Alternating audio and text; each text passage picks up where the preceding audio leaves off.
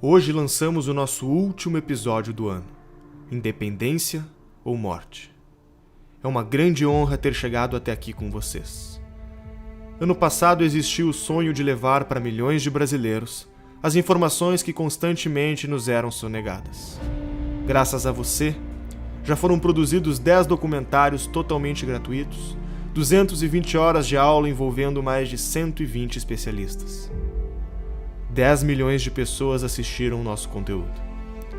São centenas de pessoas e famílias que todos os dias despertam como brasileiras. A cada pessoa que torna-se membro, 1000 pessoas acessam o nosso conteúdo gratuito. É um marco na conscientização do país. O Brasil Paralelo é uma realidade. E o ano de 2018 será decisivo. É hora de fazer algo efetivo pela nossa cultura. Sabemos que ainda há um longo caminho pela frente. Precisamos de você para continuar impactando o povo brasileiro. E atenção, até a meia-noite desta quinta-feira é o último momento de você aproveitar o nosso preço promocional e se tornar membro. Depois disso, essa condição será encerrada. Aproveite e torne-se membro do Brasil Paralelo e até breve.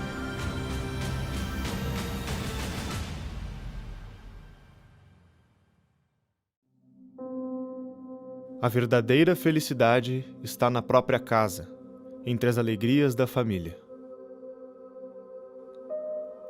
O pequeno Pedro não vislumbrava dessa felicidade. Apesar de ser o filho do futuro rei de Portugal, naquele tempo tudo parecia distante. Odiado pela mãe, estimado pelo pai, mas vivendo sem o convívio de ambos, Pedro acabou por voltar-se para o seu irmão mais novo, Miguel.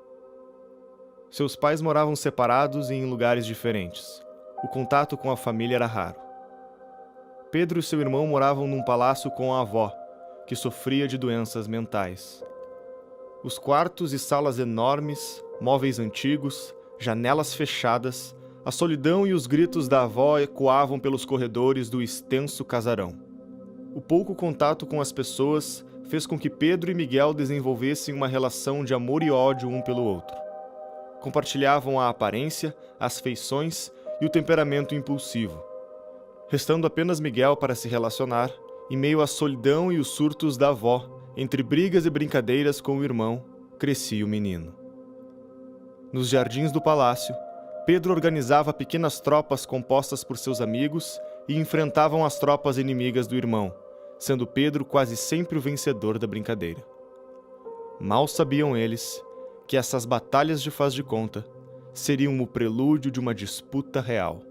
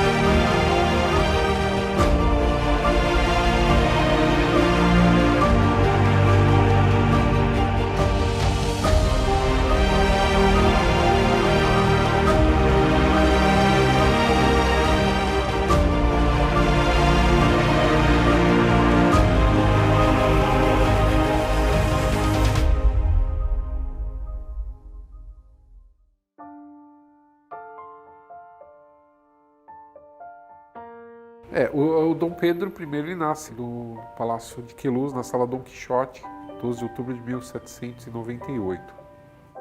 Ele foi uma criança abandonada, né? Ele vivia com a avó dele era louca, ele vivia sozinho com ela. A Leopoldina nasce nessa família super preparada para governar, antenada ao tempo dela, só que numa Europa revolucionada por Napoleão. Viena chega a ser tomada 2 vezes por Napoleão nesse período, e por 2 vezes a Leopoldina e a família tem que fugir de Viena. O Dom Pedro, ele nasce de um casal que vai se desunir. Ele estava começando a ser educado em Portugal. Com essa viagem, do nada, mudar uma corte inteira para a América, essa educação acaba se perdendo. Imagina uma criança que viaja para qualquer outro país aos 9 anos de idade. Ele vai absorver a língua, vai falar fluentemente, vai se sentir natural, né, daquele país, enfim.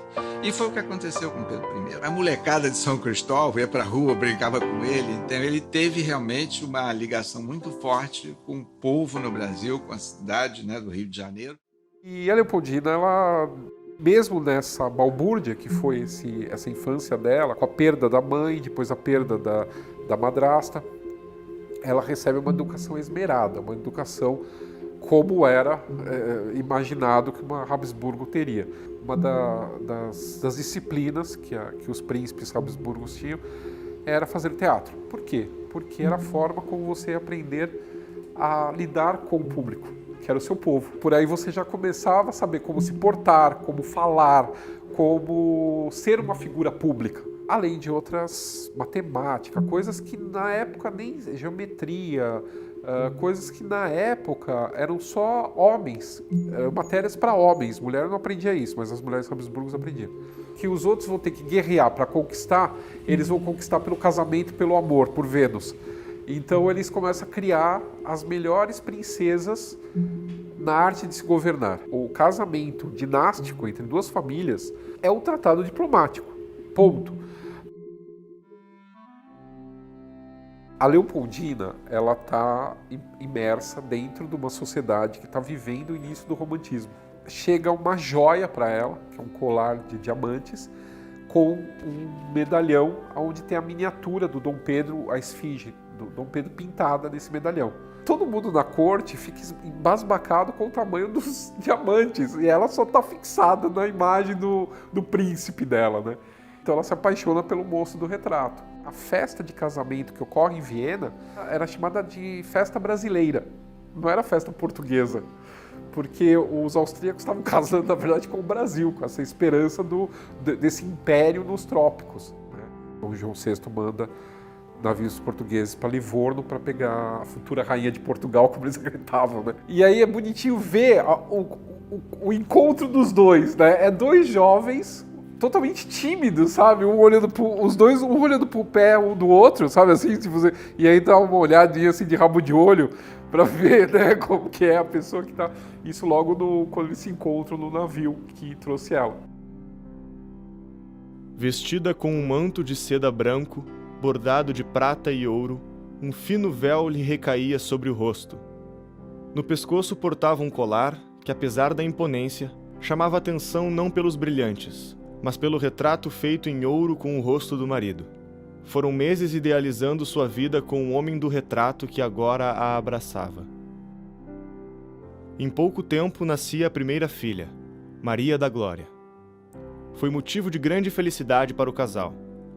A filha criou um laço de união mais forte entre eles, que se divertiam assistindo de perto seu crescimento. Diferente de outras famílias dinásticas, a coroa portuguesa não proibia que mulheres herdassem o trono. Maria da Glória era a aspirante legítima do pai e da mãe.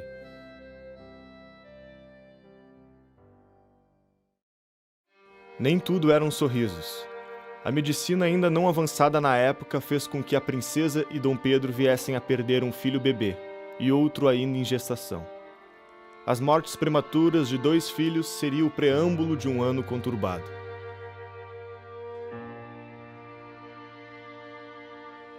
O velho continente europeu já não era mais o mesmo. As guerras de Napoleão e as ideias da Revolução Francesa deixaram marcas profundas não só na geografia, mas também no imaginário popular. Embora alguns reis tenham recuperado os tronos usurpados por Napoleão, eles nunca mais teriam o poder que outrora tinham. Uma nova era política estava começando. As notícias que chegavam ao Brasil causavam temor no povo e em toda a coroa. a revolução que acontecer em outras nações chegava à cidade do Porto. Essa revolução nasce no Porto e migra para Lisboa com a seguinte ideia: formar uma Assembleia Nacional Constituinte, escrever uma Constituição, obrigar o rei a assiná-la e a obedecê-la, trazer o rei de volta, né? E criar então uma monarquia parlamentar à moda inglesa. Essas cortes tinham um enorme poder em Portugal. A Espanha tinha recentemente feito algo parecido. E a Espanha tinha imitado a França. Então, percebendo, a Assembleia Nacional Constituinte era um dos primeiros movimentos desse tal processo revolucionário. Então, o fato de Portugal abrir uma Assembleia Nacional Constituinte dava tremedeira nos nobres. Sobretudo, devia ter dado tremedeira do João VI. Então, você tem aí, primeiro, a circunstância da falta de funcionalidade da administração pública em Portugal. Você tem a circunstância do Brasil como aquele que estava centralizando o comércio internacional, então Portugal empobrecendo, e você tem a circunstância de Portugal estar sendo governado, primeiro, por um rei no Atlântico, lá onde era a colônia, e ao mesmo tempo por um administrador inglês, a Inglaterra se metendo. Os revoltosos tomaram as cortes, exigiam que a coroa retornasse e que o Brasil retrocedesse ao status de colônia. Dom João VI enfrentava mais uma vez duas opções amargas e excludentes. Teria que decidir por ficar no Brasil ou voltar para Portugal. E a Leopoldina desesperada nessa brincadeira toda. Tanto que ela pensa em fretar um navio escondido e fugir para Portugal se o Pedro for mandado para Portugal. Percebendo o impasse da família real, tropas portuguesas que estavam no Brasil exigiram que o rei aceitasse a Constituição que seria imposta. Dom Pedro, em um de seus atos de bravura, toma as rédeas da situação, envia soldados e suprime a confusão estabelecida pelos revoltosos. Mostrando-se hábil para agir em situações como esta, Pedro ganhava a confiança do pai e dos ministros, levando Dom João VI a finalmente tomar a decisão de voltar sozinho para Portugal, deixando seu filho como regente do Brasil. Antes de partir, teve uma conversa a sós com seu filho Pedro, e lhe deu o conselho que marcava a vida dele para sempre. E Dom João teria dito o seguinte para o Dom Pedro: se for para perder o Brasil, que seja para ti e não para esses aventureiros. O Dom João VI, na verdade, era muito esperto. Também tinha uma articulação dinástica por detrás disso, onde o Dom João VI consegue manter a coroa tanto do Brasil quanto de Portugal dentro da família de Bragança. Antes da melancólica partida, Dom João VI convocou eleições para eleger juntas governamentais nas principais províncias. Era uma maneira de ajudar o Reino do Brasil a manter a autonomia política perante a Revolução das Cortes. Foi por aclamação que um homem chegava à vice-presidência do governo de São Paulo, José Bonifácio de Andrade Silva. Um brasileiro de formação acadêmica ímpar, fluente em diversas línguas, aquele que viu a Revolução Francesa acontecer diante de seus olhos, aquele que lutou com arma em punho contra o exército revolucionário francês, agora estava de volta ao Brasil para mudar a história de uma nação para sempre. Enquanto a maioria das juntas governamentais recém-formadas eram seduzidas pela pressão das cortes portuguesas, o governo de São Paulo com José Bonifácio foi o primeiro a reconhecer a autoridade de Dom Pedro como príncipe regente.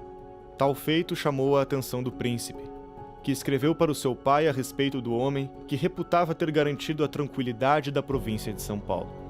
Foi no primeiro dia do ano de 1822 que Dom Pedro recebeu o manifesto escrito por Bonifácio e subscrito por toda a junta paulista. Bonifácio alertava na carta que o governo português visava impor um sistema de escravidão ao Brasil, e completou dizendo que os paulistas estavam prontos a derramar a última gota do seu sangue e a sacrificar todas as suas posses para não perder o adorado príncipe. Ele diz: nós estamos vendo que o Brasil, as pessoas estão pegando em armas, estamos tendo problemas, já sabemos o que aconteceu na Revolução. Trouxe a história lá para eles. É de uma janela, você tá entendendo? De uma janela para o público reunido lá embaixo. E ele conta essa história e diz: não é melhor para São Paulo manter, mostrando lealdade ao nosso rei, né? Não tivemos problemas com eles e nós mesmos temos que nos reorganizar, etc. Ele faz um discurso. Todo mundo aplaude. Dom Pedro viu valor na carta, e comovido pela súplica de um homem que estimava muito mesmo antes de conhecê-lo pessoalmente, mandou publicá-la nos jornais.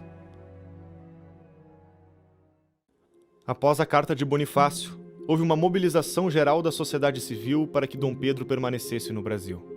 Cartazes eram espalhados pelo Rio de Janeiro, alertando os perigos da Revolução em Portugal. Os ânimos se acirravam, brigas e embates de portugueses e brasileiros eram frequentes. O povo brasileiro havia expressado sua vontade, desobediência às cortes. As cortes queriam que não houvesse mais um Estado centralizado no Brasil, que todas as províncias brasileiras respondessem diretamente para Lisboa e que os tribunais brasileiros fossem fechados. Você imagina, você tem um processo aqui, você tem que mandar esse processo para ser analisado por um juiz em Lisboa que não vai ter a menor ideia do que está acontecendo direito naquele lugar. E o povo que ia se livrar desses caras. Os brasileiros não estão mais suportando os portugueses nesse momento. E os portugueses não suportavam mais os brasileiros. Havia quebra-quebra na rua. Então você tem aí gerado todo um conflito entre brasileiros e portugueses. Choviam pedidos dos mais diversos lugares. Abaixo-assinados de diferentes estados insistiam para que o príncipe regente permanecesse. Resguardado pelo apoio político de Bonifácio, em alinhado com a vontade dos brasileiros, apenas a aprovação de uma pessoa ainda faltava para Dom Pedro. A Leopoldina já estava com a visão muito mais adiante.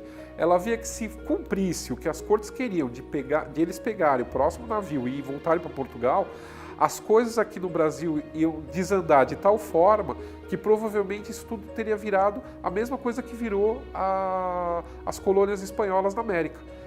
As províncias teriam cada uma feito a própria independência e virado países dependentes totalmente dos exércitos, totalmente militarizado, e uma brigando com a outra o tempo todo.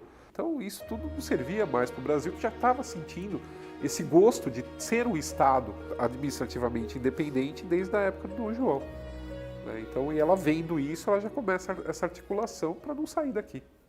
Tanto José Bonifácio quanto Leopoldina desejavam a permanência de Pedro no Brasil.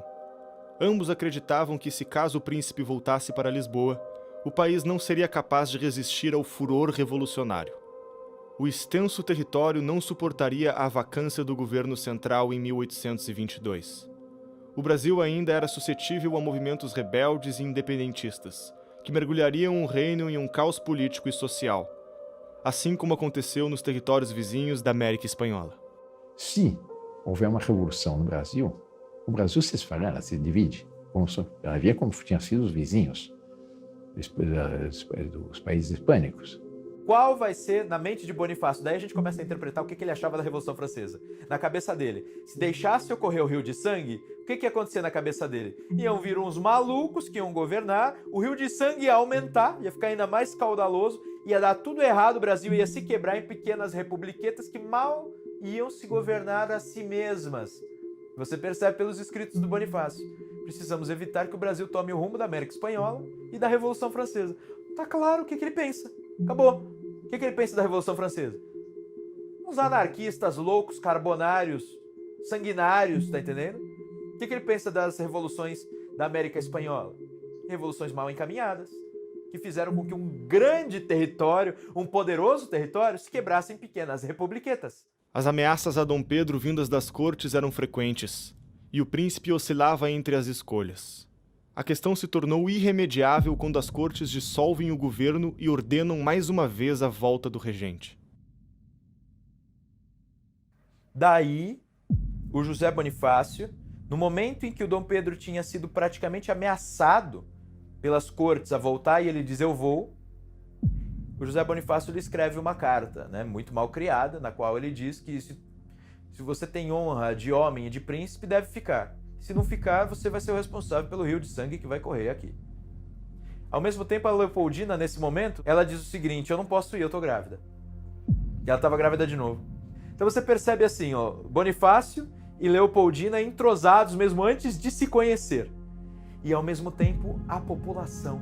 Porque o Bonifácio manda essa carta e depois ele vai pessoalmente, com o irmão dele, uma comitiva paulista, levar a Dom Pedro um abaixo-assinado de São Paulo. Os mineiros levam uma petição pedindo para ele ficar. A população do Rio de Janeiro, acho que era em torno de 60 mil pessoas, e houve um abaixo-assinado de 5 mil pessoas pedindo a Pedro I que ficasse. Ou seja, você vai dizer que isso foi construído por uma ou duas pessoas? estavam os de baixo, os do meio e os de cima querendo romper com Portugal. Influenciado pela sua esposa e por seus amigos mais próximos, percebendo o clamor popular por sua permanência, Dom Pedro agora se sentia confiante para tomar a decisão tão aguardada. No dia 9 de janeiro de 1822, Dom Pedro do Paço Imperial dirige-se a um público apreensivo, mas esperançoso, para proclamar a sua permanência no país, no que ficou conhecido como Dia do Fico. A questão do Dia do Fico foi realmente um processo, foi num crescendo, em que ele realmente resolveu romper os laços com Portugal e justamente, por certa forma, se sentir brasileiro mesmo. O Dia do Fico representou um caminho sem volta. Representou ali que nós já não éramos mais membros do Estado português, mas já éramos Brasil. Esse evento, porém, não significava o rompimento oficial com Portugal. Bonifácio ainda não tinha em mente o rompimento completo com o Velho Mundo. Sua ideia de uma Liga de Nações Lusitanas ainda era mantida. Se vislumbrava a possibilidade de uma reconciliação entre pai e filho. Que José Bonifácio, a princípio, ia tentar manter a união com Portugal a todo custo. A ideia era fazer um Reino Unido, quer dizer, Brasil e Portugal autônomos, com o mesmo nível de hierarquia, um pequeno imposto para um exército comum, para financiar um exército comum, e a corte itinerante, a corte às vezes em Portugal, às vezes no Brasil. Mas o problema é que as cortes portuguesas falaram não, a gente quer rebaixar o Brasil ao seu status anterior a 1808. Do outro lado do Atlântico, os portugueses não viam a reconciliação com bons olhos. A vontade das cortes de subjugar o Brasil era irreprimível. E depois, quando ele percebe que as cortes de Lisboa são ridículas, insustentáveis, são pessoas despreparadas tentando criar um país novo, ele cria a ideia de estabelecer um império no Brasil. Ou seja, como se fosse uma quebra. Poucos dias após o pronunciamento de Dom Pedro comunicando que permaneceria no Brasil, o tenente-general Jorge de Aviles acreditava na fragilidade do príncipe novato e organizava suas tropas para dar um golpe e assumir o governo brasileiro. O general português já havia tentado um golpe anteriormente, mas após uma negociação com Dom Pedro, havia dado uma trégua para o príncipe. Dessa vez, Pedro deixaria de lado a conversa e as negociações. Era hora de agir. Amotinando-se na Praia Grande, em Niterói, Aviles e suas tropas se fortificaram em um local estratégico. Percebendo a gravidade do ato, Pedro reage enviando tropas do exército e civis armados para combater Aviles. Com mais uma vitória do príncipe, o general português e seus homens são expulsos do Brasil definitivamente. O conflito fortalece em Pedro a ideia de que precisava de aliados para manter a estabilidade política. José Bonifácio já havia se mostrado de grande valor por ter estabilizado São Paulo e mostrado seu apoio à coroa. Dom Pedro não perde tempo e o elege para o cargo ministerial mais importante. Bonifácio assumiria a Secretaria de Estado dos Negócios do Império e Estrangeiros, se tornando o primeiro brasileiro nascido em nosso solo a ocupar um cargo ministerial. Por quê? Porque naquele momento os ministros portugueses estavam tendo briga com o Dom Pedro e eles estavam ameaçando pedir demissão, estavam brigando e tal. O Dom Pedro já mandou todo mundo embora e ele contrata o José Bonifácio. Você agora é o ministro. Então José Bonifácio, antes da independência do Brasil, já era o ministro principal do Dom Pedro e ele foi o primeiro brasileiro a ganhar um cargo tão alto. Porém, quem daria tal notícia ao velho sábio não seria o príncipe. A instabilidade fez com que Leopoldina decidisse se refugiar na fazenda de Santa Cruz. Ela tinha saído por causa do perigo. Tava tendo passeata o tempo todo e briga de rua, tá entendendo? Apesar de Leopoldina e Bonifácio compartilharem os mesmos ideais, eles ainda não se conheciam pessoalmente. Vocês sabem como é que ele encontra Leopoldina pela primeira vez?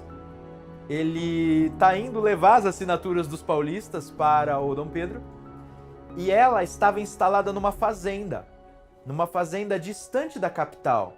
Quando ela vai ao encontro deles, ela os saúda e ao mesmo tempo ela percebe que o José Bonifácio está ali, ela já tinha ouvido falar nele, afinal ele tinha mandado a carta do Fico antecipadamente. E ela o cumprimenta e ele começa a falar, e eles começam a conversar em francês, pelo que consta.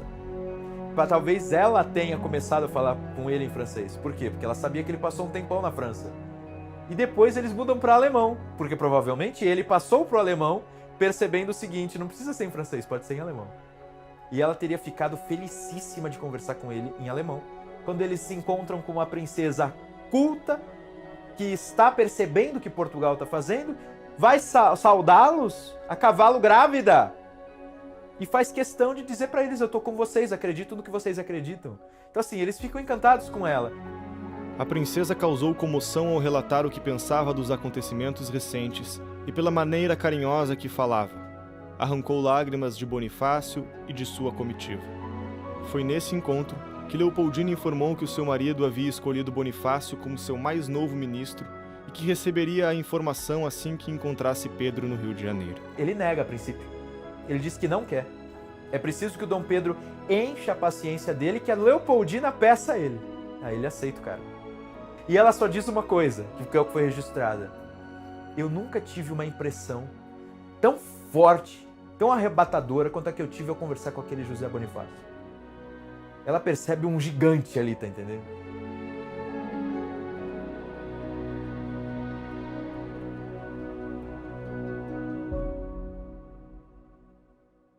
Com a situação aparentemente mais tranquila no Rio de Janeiro, Leopoldina resolve voltar da fazenda para o Palácio de São Cristóvão, no Rio de Janeiro. Porém, a viagem significaria mais uma perda para a família real. A vida na fazenda não era a mesma da capital do Império. As condições precárias da viagem e o calor escaldante mataram o ainda bebê, Dom João Carlos. Em cartas enviadas para seus pais, Leopoldina e Pedro culpariam os revoltosos portugueses pela morte do filho, dizendo que se não houvesse tanto tumulto e brigas, não haveria motivos para a viagem. As notícias da capital do Império demoraram para percorrer o extenso território brasileiro. Apesar da aclamação dos cariocas, o príncipe regente não sabia se receberia o apoio do resto do país para sua permanência no Brasil. Agora ministro, Bonifácio recomendou ao príncipe fortalecer os laços com a província e buscar apoio para sua causa. Ou seja, o projeto do José Bonifácio de manter Dom Pedro aqui para criar para manter o Império do Brasil como sucessor do tal Império Português é o que está prosperando. Rio de Janeiro havia se declarado fiel ao príncipe e às suas decisões. Dom Pedro e sua comitiva partem então para Minas Gerais. Em Minas estava tendo um problema ali, porque existiam os fiéis, os leais a Lisboa, mas ele foi até lá, conquistou o povo, porque ele fazia de tudo, discursava nas sociedades secretas, bebia com o povão, visitava as mulheres, pegava as mulheres dos nobres, enfim, ele corrompia a estrutura portuguesa que já havia e colocava todo mundo do lado dele. Foi um grande sucesso, ele foi aclamado, jogado pra cima, era um molecão, né? Imagina, 24 anos, tu é o príncipe, andando por lá, o cara foi ver de tudo. Antes de seguir em viagem, Dom Pedro deveria nomear um substituto para ocupar a regência. Então decretou que sua esposa, a princesa Leopoldina, governaria em seu lugar. Era a primeira vez na história que uma mulher comandava o país. A rigor, né, a primeira chefe de Estado do Brasil foi a Leopoldina, mulher dele. É uma coisa que vale a pena a gente relembrar, porque também está meio no baú das coisas esquecidas. Em meados de agosto de 1822, seguiu para São Paulo, onde parte da junta governamental decidiu apoiar as decisões que vinham das cortes portuguesas. Em São Paulo, eles tiveram um problema, expulsam o irmão de José Bonifácio do governo provisório, porque ele tinha assumido o governo da província. O irmão de José Bonifácio era carrasco nas contas públicas. E ele pegou alguns desvios de verbas públicas. E ele denunciou e mandou os caras, né, serem perseguidos. E aí fizeram todo um movimento contra ele e o retiraram do cargo. Só que, enfim, ele era o irmão do ministro do reino e do estrangeiro, certo? Do ministro ligado a Dom Pedro. Sabe o que acontece? O Dom Pedro demite todo mundo da província de São Paulo e, ao mesmo tempo, chama o irmão do José Bonifácio para integrar o governo central. E o irmão do José Bonifácio se transforma numa espécie de ministro da Fazenda da época. Então você tem dois dos Andradas fazendo parte do governo. Era necessário fazer o mesmo que havia sido feito na província mineira, garantir a paz e a soberania do Brasil. Dom Pedro ganhava apoio da população rural e fazendeiros saudavam o príncipe e sua comitiva por onde estes passavam. No mesmo mês, chegaram ao Brasil as mais novas reivindicações das Cortes de Lisboa. Elas rebaixaram o príncipe Dom Pedro a mero delegado temporário. Os novos representantes do governo brasileiro seriam eleitos em Lisboa, que não aceitariam mais as leis definidas pelo governo brasileiro e puniriam todos que desobedecessem suas ordens. E quando se chega a essas notícias, a Leopoldina o que faz? Ela chama para uma sessão do Conselho de Estado, onde todas essas pessoas se reúnem e aí se delibera que é melhor aconselhar o príncipe pela separação do Brasil. Então, quer dizer, ela está à frente de tudo isso, né? E assim, se ela já não tivesse alinhada politicamente com o Dom Pedro, ela nunca ia presidir um Conselho de Estado que dirigisse para esse caminho se ela não tivesse alinhada com o Dom Pedro. E ela sabia articular entre o Conselho de Estado e o próprio marido, que era Pedro I. Então ela era uma mulher muito sagaz e ela via que o melhor para esse contexto era de fato a independência, né, para o Brasil. Ela já estava casada com esse intento há muito tempo, ao passo que Pedro I talvez não, né, ele ainda estava dosando aí algumas decisões. José Bonifácio concluiu na reunião do Conselho que havia esgotado as possibilidades de conciliação com Portugal. O Brasil fizera o possível para contornar a situação, mas as relações haviam chegado em um ponto irremediável. O destino do Brasil clamava por um rompimento com a coroa portuguesa. Em seguida, enviou um mensageiro para entregar a Pedro a carta que informava sobre a decisão arquitetada por Bonifácio e Leopoldina no Conselho. Quem assinou a ata da reunião do Conselho de Estado que decidiu a independência foi Dona Leopoldina. E Dom Pedro apenas recebeu a confirmação, que ratificou o ato de sua esposa. E ele recebe cartas, né? As cartas da Dona Leopoldina e as cartas de José Bonifácio solicitando, explicando para ele o que tinha acontecido. Então a Dona Leopoldina diz para ele, olha, parece-me que é o momento, eles não estão para conversa, tá chegando aqui homens, estão chegando muitos homens, eles querem te levar à força, etc, etc. É hora. A emblemática carta de Bonifácio também chegaria a Dom Pedro no fatídico dia.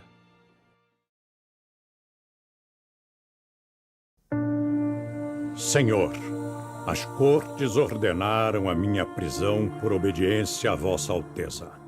E no seu ódio imenso de perseguição, atingiram também aquele que preza em o servir com lealdade e a dedicação do mais fiel amigo e súdito.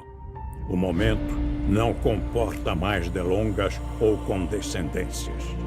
A revolução já está preparada para o dia de sua partida.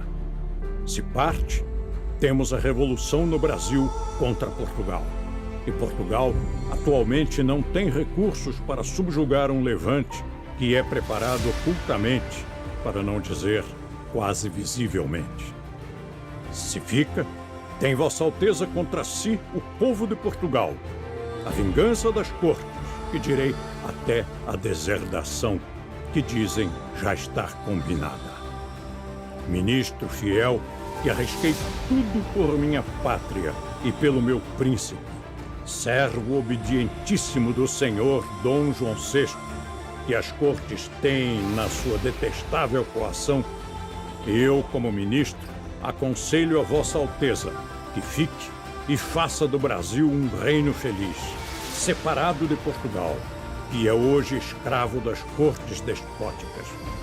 Senhor, ninguém mais que sua esposa deseja a sua felicidade. E ela lhe diz, em carta que com esta será entregue, que Vossa Alteza deve ficar e fazer a felicidade do povo brasileiro, que o deseja como seu soberano, sem ligações e obediências às despóticas cortes portuguesas que querem a escravidão do Brasil e a humilhação do seu adorado príncipe regente. Fique, é o que todos pedem ao magnânimo príncipe que é Vossa Alteza, para o orgulho e felicidade do Brasil. E se não ficar, correrão rios de sangue nesta grande e nobre terra, tão querida do seu real pai, que já não governa em Portugal, pela opressão das cortes, nesta terra que tanto estima a Vossa Alteza e a quem tanto Vossa Alteza estima. Arrancando a braçadeira azul e branca que simbolizava Portugal, Pedro atirou-a no chão, dizendo: "Tirem suas braçadeiras, soldados. Viva a independência, a liberdade e a separação do Brasil." O príncipe ergueu a espada, no que foi seguido pelos militares. Os paisanos tiraram o chapéu e Dom Pedro disse: "Pelo meu sangue, pela minha honra, pelo meu Deus, juro fazer a liberdade do Brasil." Brasileiros, a nossa divisa de hoje em diante será: independência ou morte.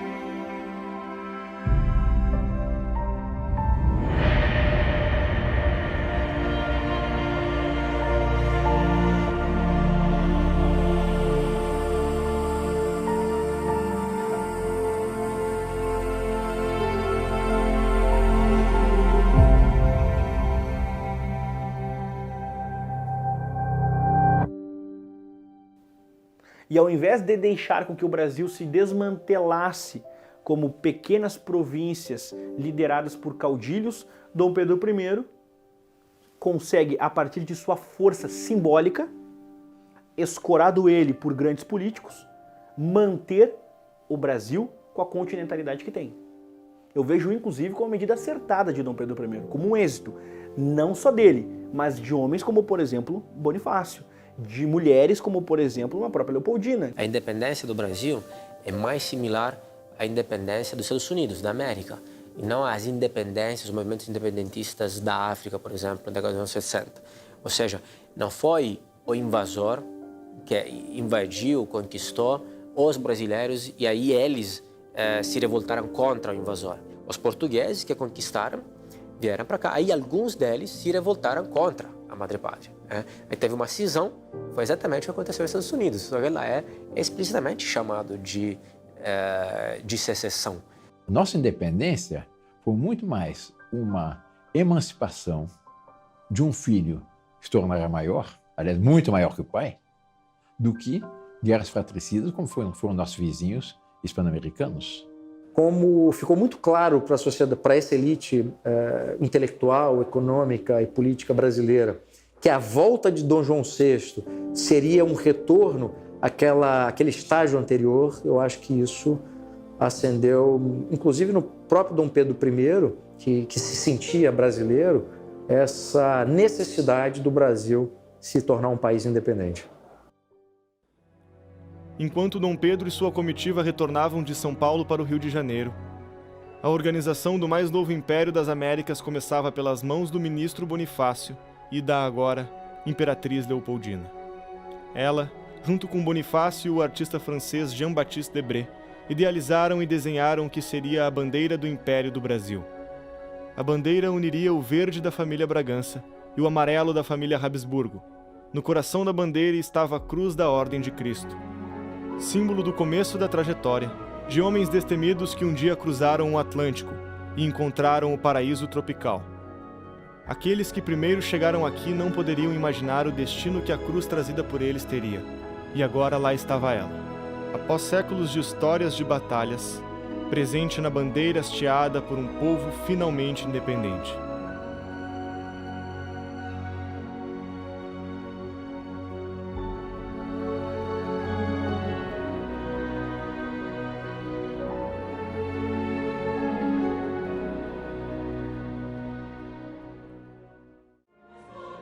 Estudioso e amante da música, Pedro deixaria mais uma de suas marcas na história, fazendo um arranjo para a letra de uma poesia prestigiada pela corte, compõe um hino do Império do Brasil. No dia em que Dom Pedro completara 24 anos, o povo saiu às ruas do Rio de Janeiro para aclamar o seu imperador. Uma exuberante passeata seguida de uma grande festa eclodiram na cidade. Poucos meses depois, a cerimônia de coroação aconteceria na Capela Imperial. Vestido de tons de verde e amarelo, o imperador recebia sua coroa. Por graça de Deus e unânime aclamação dos povos, Sua Majestade Imperial Dom Pedro I, imperador constitucional e defensor perpétuo do Brasil. Por que resolveram aclamar o Pedro I? Essa é a questão. E é aí que eu vou resgatar um princípio de ciência política que a gente desobedece como país sistematicamente. Chama-se legitimidade. Ele quis a independência. A independência foi feita por ele. Ele era o poder legítimo, só ele tinha a legitimidade de ser o imperador. Todos viam, sem ele, o que aconteceria? Portugal ia imediatamente reconquistar o Brasil. Notem a importância de aclamar um rei naquele momento. O risco era a própria independência. Então, para todos aqueles que aclamaram o Pedro I, eles entendiam a dinâmica política da coisa. Embora relativamente pacífica se comparada com outros processos emancipatórios, a independência do Brasil não foi, de forma alguma, um processo indolor. Houve revoltas organizadas por insatisfeitos com a decisão de Dom Pedro I de declarar a independência. Teve batalhas de independência. Então, houve batalhas para assegurar o território nacional. Tem portugueses espalhados pelo território nacional. E muitas dessas se rebelaram imediatamente contra o intento da independência. Então, houve muita revolta muito conflito com isso. E houve uma guerra tremenda na Bahia. Você sabe que teve até heroísmo, né? Maria Quitéria foi uma mulher heróica, padres pegando em armas, lutando por aquilo. Dom Pedro e José Bonifácio tiveram de rapidamente comprar armamentos e organizar tropas nacionais. A Marinha Brasileira, na altura da independência, contava com poucos navios, grande parte oriundos da vinda da família real em 1808 e em péssimo estado de conservação. Os marinheiros disponíveis, em sua maioria, eram portugueses. Seria preciso contratar mercenários estrangeiros. Era imprescindível para a independência que a Marinha Brasileira fosse capaz de afastar a frota portuguesa, que bloqueava os portos do norte do país e impedia a comunicação entre as províncias. E aí o José Bonifácio organiza, né? Ele pega um ex-general do Napoleão, o Labatut, e coloca para comandar as forças por terra e chama também um grande batalhador dos mares, um pirata, que é o Cochrane, e nomeia para vencer, para fazer as lutas por mar. E ele deu prioridade às lutas por mar porque ele disse que se a gente vencer as lutas do mar e impedir que os soldados cheguem, a gente não deixa as cidades serem devastadas e não deixa a população sofrer com a guerra. Então foi muito inteligente, ele falou, priorize a guerra do mar. Daí que ele é considerado um homem tão importante para a Marinha do Brasil, né? Os fundadores da Marinha do Brasil.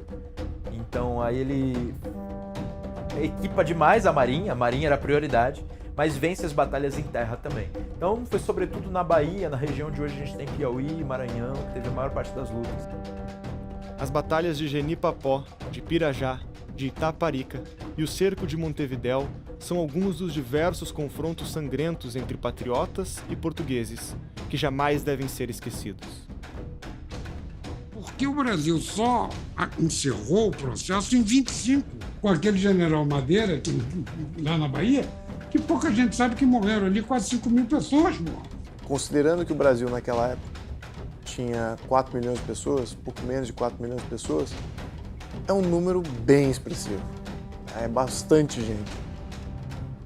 A independência brasileira foi forjada com o sangue desses guerreiros. O sonho de José Bonifácio parecia estar finalmente alcançado. A preservação da unidade do território nacional estava garantida. Os problemas agora se dariam internamente. A organização do governo não seria uma tarefa fácil. Interesses escusos dariam as cartas nesse momento e acabariam por colocar Bonifácio e Dom Pedro um contra o outro. O Dom Pedro, ele conhece a Marquesa de Santos em agosto de 22 em São Paulo. No final de 22, ela vai mandar uma carta para ele falando que está grávida dela. E ele vai chamar ela para a corte. Ela vai chegar no começo de 23, primeiro semestre de 23. No começo é tudo escondido. Só que de 24 em diante, no final de 24 em diante, o negócio começa a ser aberto. Então, a partir do momento que era escondido, ela não tinha o peso político que depois ela ia vir a ter. E pelas cartas você viu uma grande ternura entre eles. Acontece que o Dom Pedro, de fato, ele tinha esse hábito de, digamos assim, pular cerca. E com a Domitila não foi uma simples traição de momento. Parece que naquele instante ele se apega a ela, tá? Ela já era casada, né? Ele, pra acalmar o marido, fica dando título, entendeu? E quando ele implanta uma amante desse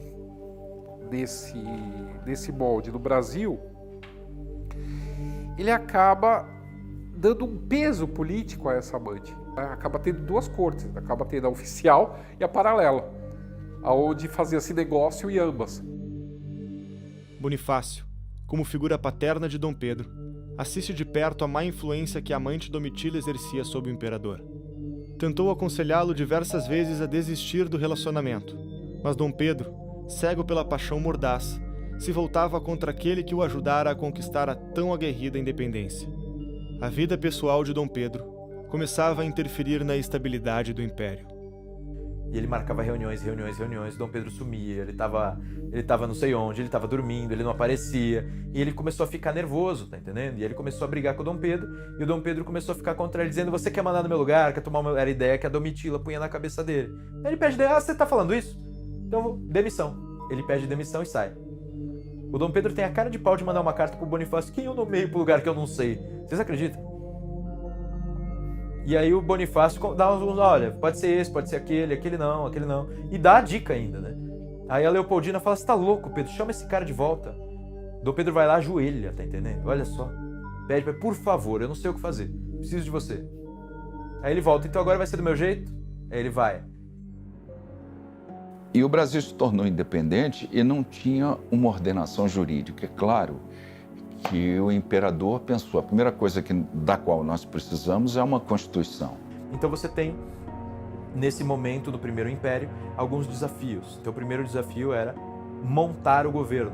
O governo é estabelecido. José Bonifácio, de 1822 a 1823, ele redige pelo menos uns 200 documentos oficiais, certo? Que o Dom Pedro vai assinando enquanto José Bonifácio escreve. Porque uma coisa era fazer a independência, a outra era organizar o império. São demandas que foram surgindo. E dentro dessas demandas, nós vamos encontrar o valor ímpar de um homem como, por exemplo, Bonifácio. Vamos lembrar, isso é 1824. Os Estados Unidos foi formado em 1787. O que acontece nesse período é muito conhecimento fluindo.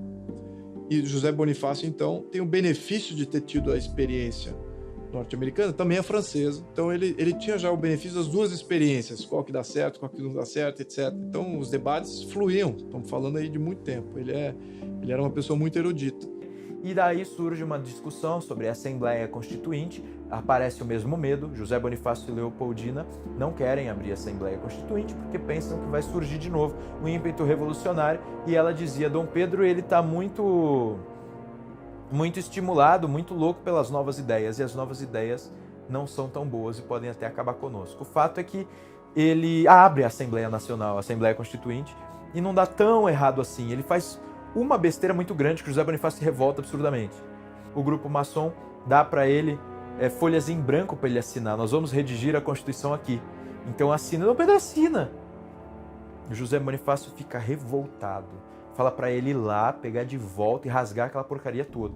Então depois disso nós temos aí na Assembleia Constituinte nós temos um evento traumático, que foi o seguinte: Dom Pedro briga de novo com o José Bonifácio por causa daquele excesso de descontentamento do Bonifácio com o comportamento do Pedro, e do excesso de desconfiança que o Pedro tinha do Bonifácio, pensando também, né, enfiavam na cabeça dele mesmo: esse Bonifácio, esses Andradas, eles querem tomar o poder para eles e tomar no seu lugar, eles querem te fazer de tonto.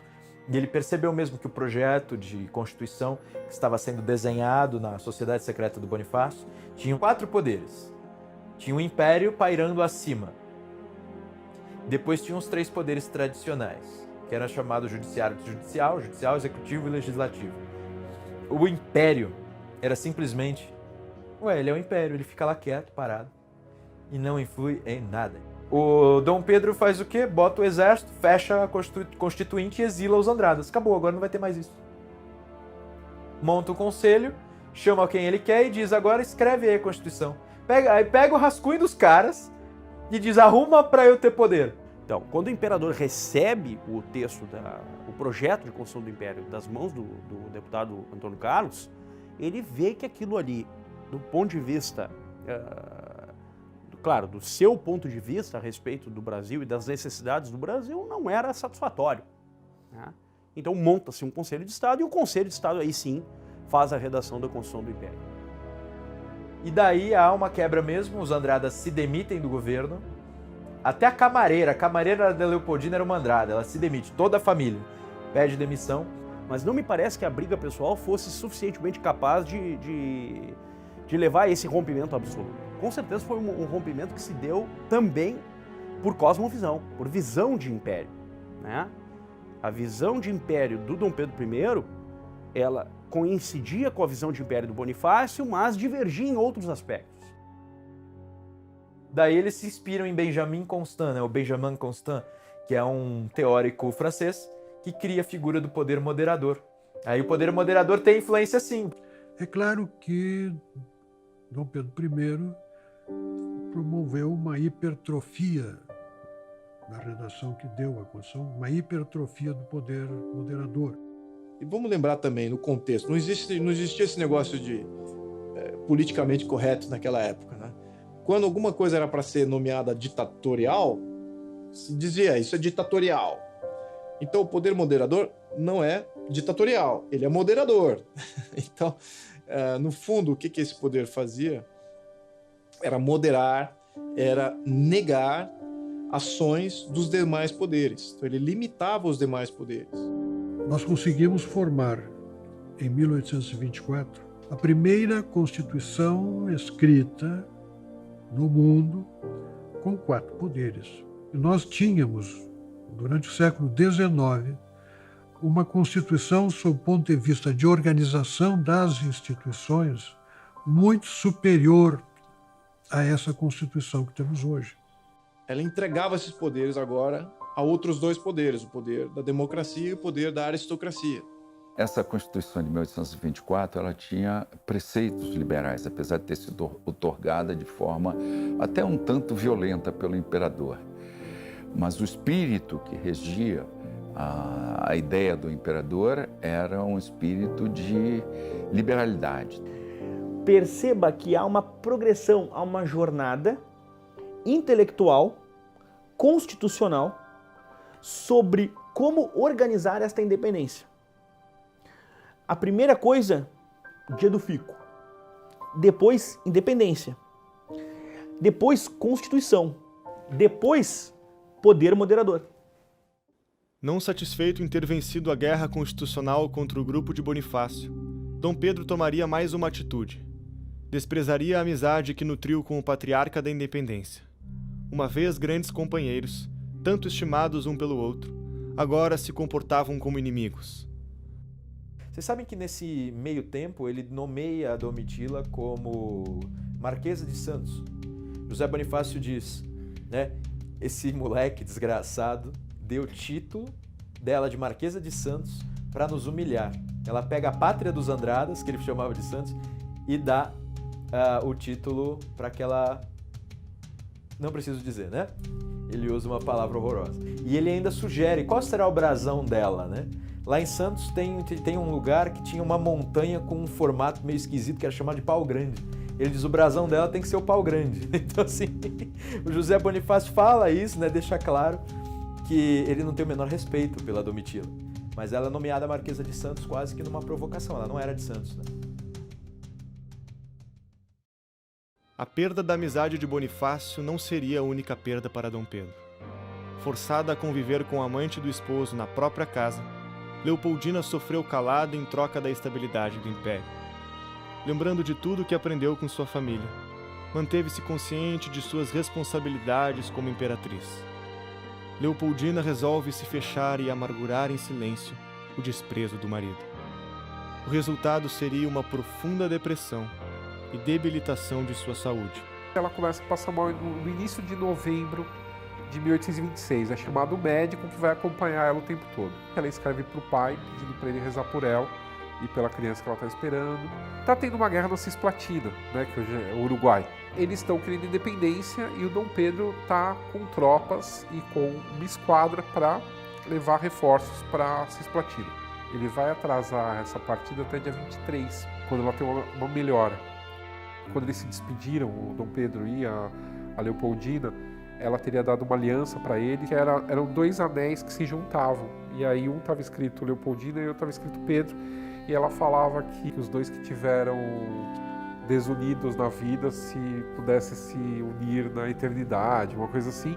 E que ela sabia que quando ele voltava, ela não ia mais estar viva. Dia 29 à tarde, ela tem uma piora de novo e ela não sai mais da cama. Os médicos até então estavam achando que o problema era a gravidez. E ela tem um aborto no dia 2. Quando ela tem esse aborto, eles ficam apreensivos, porque a criança que ela aborta, que está com quase 4 meses, o feto estava intacto. Era o corpo dela, já por causa da doença, expelindo a criança. Já era um processo de morte. E aí ela falece em 11 de dezembro de 1826, às 10h15, 10h30 da manhã, ela morre. Para que você tenha uma ideia, todas as catedrais do país tinham um monumento a ela, como se ela tivesse sido sepultada em cada uma delas. Ela era uma pessoa, assim, como ser humano, formidável, né? Era extremamente caridosa com todos. Foi a primeira mulher a assumir o poder supremo desse país. Ela foi a primeira pessoa, antes até do próprio Dom Pedro, a perceber, né, que o Brasil ele teria que ser um país livre. Ela, Leopoldina, vai ter conseguido ser amiga de Dom Pedro I, atestado de grandeza, de virtude. Ou seja, ela vai ter superado certas coisas. E certas coisas bem pesadas, bem drásticas. Como, por exemplo, o próprio convívio forçado com a Marquesa de Santos. Eu pude ver que eles eram muito mais do que simples iconografias, né, de museus, de livros. Eles eram seres humanos como nós, eles tiveram uma vida como nós temos hoje a nós.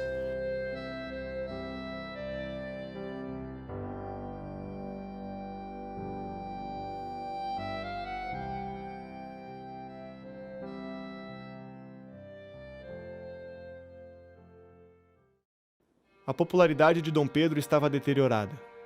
Os conflitos políticos que ele se envolvia e o seu caso extraconjugal com Domitila fez com que o outrora tão benquisto imperador pela população brasileira tivesse a sua reputação manchada. Muito disso se deve à forma como ele conduziu não só o seu casamento, mas a sua vida pública. A partir do momento que ele se envolve com a Marquesa, a partir do momento que a mulher dele morre, a partir do momento que começa essa questão toda do poder entre ele e a Assembleia, essa queda de braço política, e os jornais, o Repúblio, a imprensa em geral, ela vai desconstruindo a imagem do Dom Pedro e aí a população começa a detestá-lo. A perda da província cisplatina foi um motivo adicional para o crescimento da insatisfação popular. A guerra era detestada pelo povo brasileiro desde o início, em razão do sacrifício de vidas por uma causa perdida. E acaba que ninguém ganha, né? Tem mortes de todos os lados, a guerra é horrível. Você sabe que o Brasil ganha tudo no mar e a Argentina ganha tudo em terra e não consegue ter resultado. E aí que vem a intervenção, que dizem, né, que foi intervenção inglesa, mas a gente sabe que foi o seguinte: na verdade, os dois países queriam trégua já, porque, de fato, o perigo para o Brasil era que a Argentina invadisse o Rio Grande do Sul e Mato Grosso. E o perigo para a Argentina era o seguinte, que o Brasil tomasse toda a saída ali do mar. Então, assim, não era interessante para nenhum dos dois. Então, a ideia é que eles fizeram uma trégua aí, e aí que inventaram. Então, não é nem Brasil e nem Argentina, é Uruguai. Porque tem aquele rio ali que é Uruguai e acabou. O menino que cresceu sozinho no Palácio de Queluz se encontrava mais uma vez na mesma situação. Após a morte da esposa, Pedro percebeu o quanto havia a tratado de maneira desumana. Leopoldina era querida pelo povo. Sua popularidade se estendia a todas as classes. Amava seu marido incondicionalmente, apesar de todas as decepções vividas. A saudade da esposa era motivo de grande aflição para Dom Pedro. Sua amante não conseguia fazê-lo superar os sentimentos que guardava. Um dia, Domitila encontrou Pedro abraçado em um retrato da falecida esposa. Chorando, Pedro dizia que havia visto o espírito infeliz de Leopoldina e esbravejou: "Larga-me, sei que levo vida indigna de um soberano. O pensamento da imperatriz não me deixa." Após muitas insistências de Pedro, Domitila deixa o palácio definitivamente. Percebendo todos os seus erros e como havia se tornado um homem que detestava, Pedro resolveu se tornar independente de suas velhas atitudes, começando por um novo casamento. Seus desvios amorosos repercutiram na Europa. Ao enviar emissário para o velho continente a fim de encontrar uma nova esposa, Pedro se frustrou ao receber notícias recusando seu pedido devido à sua má reputação. No dia 15 de outubro de 1829, chegava ao Rio de Janeiro a fragata na qual a nova imperatriz brasileira estava. Amélia de Leuchtenberg, nascida em Milão, impressionou ao esposo por sua beleza e cuidado com os filhos, que agora tomava conta. Um homem novo, amadurecido com as decisões que tomara na vida, Dom Pedro havia mudado seu comportamento.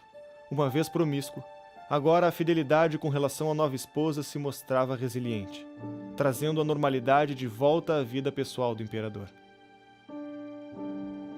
O Brasil estava independente e Dom João VI não podia mais contar com seu filho como sucessor do trono português. Dom João falece por causas misteriosas, restando a Pedro abdicar do trono em favor de sua filha mais velha, que estava a caminho de Portugal. Mas o irmão de Pedro, Miguel, tinha outros planos para o governo português. Acaba não dando nada disso certo. O Dom Miguel dá um golpe de Estado em Portugal. Essa filha que estava indo, a Maria II, que estava indo para Portugal, acaba sendo desviada para a Inglaterra e da Inglaterra volta para o Brasil. Quando ela volta para o Brasil, vem um monte de português junto. Tudo exilado pelo golpe de Estado do Dom Miguel. Aí começa a ter duas cortes no Rio de Janeiro. A corte brasileira e a corte da rainha, a Maria II, com todos esses portugueses em volta. O povo do Rio de Janeiro começa a achar que vai virar de novo colônia de Portugal o negócio. Com a corte portuguesa instalada no Brasil após o golpe de Miguel, a animosidade entre portugueses e brasileiros mais uma vez resultou em violentos conflitos. No Rio de Janeiro, faziam festividades para homenagear Dom Pedro, quando brasileiros atacaram os portugueses, quebrando vidraças e luminárias. Os portugueses reagiram jogando pedras e garrafas. O conflito durou 3 dias e ficou conhecido como a Noite das Garrafadas. A Assembleia decide agir perante o caos e exige que Dom Pedro tome providências em relação aos ataques feitos aos brasileiros.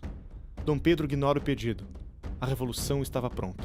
Em abril, de 1831, ele é obrigado a renunciar, porque assim, ele não contava mais com o apoio do exército.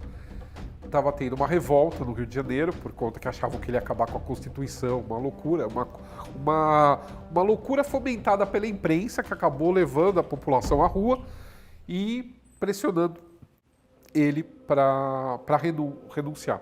O primeiro reinado acaba justamente porque Dom Pedro se vê esgotado. Ele já não tinha nenhuma liderança ao seu lado, ele já tinha contra ele todos os grupos possíveis, mesmo dos fazendeiros. Ele quebrou, a economia também, enfim. E ele resolve abdicar. Na mesma madrugada, com roupas civis, acompanhado da esposa, Pedro parte para a Europa, entregando sua carta de abdicação para que seja lida aos brasileiros. Era a última vez que pisava na terra que havia se tornado independente por suas mãos poucos anos antes. Quando saiu do palácio, as crianças estavam dormindo. Pedro visitou os quartos de seus filhos e beijou cada um deles silenciosamente, mal contendo as lágrimas. Ele percebeu que ele não tinha condições de desenvolver a partir do zero um legado, enquanto que ele percebia que em Portugal era possível manter um legado já existente. O rei soldado teria pela frente sua última guerra. As batalhas de faz de conta que outrora fizera com o irmão se tornariam agora realidade. Protagonizando a mais longa e sangrenta guerra civil da história de Portugal, os portugueses que queriam uma constituição e liberdade viam esperanças em Dom Pedro contra Miguel, o irmão absolutista. Ele vai primeiro para a Inglaterra, da Inglaterra ele se estabelece na França, e na França ele começa a armar um plano para invadir Portugal e destronar o irmão, colocar a filha, que seria a legítima herdeira, no trono português e voltar à Constituição, porque o Dom Miguel ele representa todo o atraso do absolutismo. Veio para a Inglaterra, recrutou um exército de 7.500 mercenários, mais umas centenas largas de voluntários portugueses que também entraram. O jovem que admirava os feitos militares de grandes generais e que nunca teve afeição aos estudos tinha personalidade valente. Pedro auxiliou feridos, construiu trincheiras, fez refeições entre os soldados e guerreou sob fogo pesado, enquanto homens ao seu lado eram alvejados e dilacerados. Ele está com um exército reduzido, que acaba sendo cercado na cidade do Porto. A proporção era tipo 1:1000, o exército dele para o exército do Dom Miguel. Ele enfrenta o cerco do Porto durante meses. O Dom Miguel ele tinha dado uma de Stalin, ele tinha matado todo mundo que ele achava que era liberal e tal. E quando, assim como Hitler, quando invadiu a Rússia, quase todos os melhores generais tinham sido mortos pelo Stalin, aconteceu uma coisa semelhante em Portugal, com referência a Dom Miguel. Dom Miguel não tinha muito militar bom do lado dele, nem diplomata, porque esses estavam todos do lado do Dom Pedro. Então o Dom Pedro, com um jogo de cintura, uma certa estratégia, ele consegue pequenas vitórias e acaba tomando Lisboa. Conquistou o país, depois de uma guerra civil que durou 2 anos, e quando ganhou, exilou o irmão. Foi e derrotou o Dom Miguel, organizou um exército, combateu e tudo. No mesmo ano em que assinou a rendição do irmão, a guerra cobraria o seu preço. Anos de batalhas incansáveis, pouco repouso, alimentação escassa, combinados com a tuberculose que infestava seu corpo, marcariam o fim da trajetória do homem que tornou o Brasil independente. Pedro voltou ao lugar que havia nascido, o Palácio de Queluz. As brincadeiras com o irmão e os gritos da avó agora davam vez ao agonizante leito de morte. Realizou pequenos encontros onde tomou suas últimas decisões. Deu conselhos e prestou homenagens a todos que julgava merecedores. Depois, decretou junto com deputados a maioridade de sua filha Dona Maria II, a tornando a rainha de Portugal. Por fim, pediu a ela que fosse enterrado sem requintes, em um caixão de madeira, como um simples soldado. Antes disso, houve mais um ato importante que completaria sua redenção. Dom Pedro I é uma figura ímpar. Ímpar. Não só para a história do Brasil, mas também para a história do mundo, já que dentro de nossa peculiaridade, ou de nossas peculiaridades históricas, quem proclama a nossa independência é o mesmo herdeiro da colônia. Como Dom Pedro I vai ter amadurecido de seu primeiro casamento ao seu segundo casamento. Pouca gente sabe, mas ele vai ter uma morte precoce, uma infância precoce, uma adolescência e uma fase adulta absolutamente precoce. Tanto é que em um curto espaço de tempo, ele vai ter passado por uma viuvez, vai ter 2 casamentos, vai ter proclamado a independência de um país, vai ter sido um homem que vai ter perambulado por diferentes conflitos, enfim.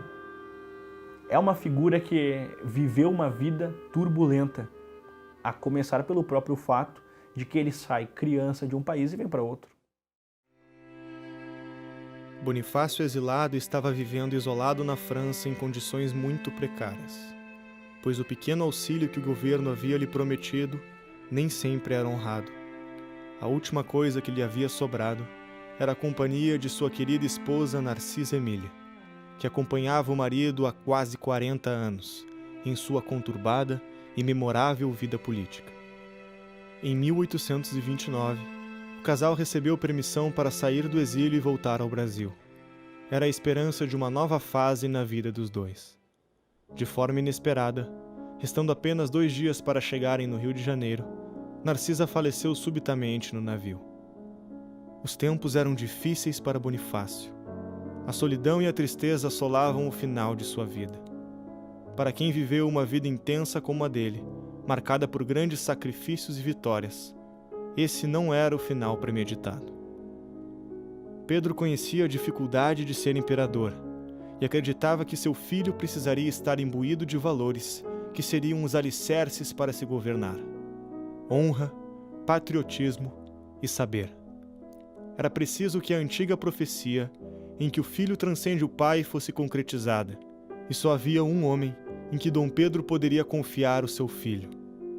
Esse homem era aquele que foi seu mentor, seu antagonista e seu grande amigo, o único capaz de assumir tamanha responsabilidade. E o Dom Pedro escreve uma carta que parece uma carta um tanto comovente, né, de restabelecimento de amizade, que ele diz que não conhece nenhum cidadão mais honrado e nenhum mais patriota e mais sábio do que José Bonifácio, e que ele nunca encontraria paz, né, e tranquilidade de alma se José Bonifácio negasse o último pedido que ele tinha para um velho amigo, que era o de que ele fosse o tutor do Pedrinho, Pedro II. Senhor, a carta de Vossa Majestade veio servir como um pequeno lenitivo ao meu aflito coração, pois vejo que, apesar de tudo, Vossa Majestade ainda confia na minha honra e pequenos talentos para cuidar da tutoria e educação do seu augusto filho, o Senhor Dom Pedro II. Confie em mim, que nunca enganei a ninguém e nunca soube desamar a quem uma vez amei. Iguais votos de felicidade encaminha aos seus o meu sincero coração pelo soberano que foi da minha escolha e pelo meu amigo. Beijo as mãos de Vossa Majestade. José Bonifácio de Andrada e Silva.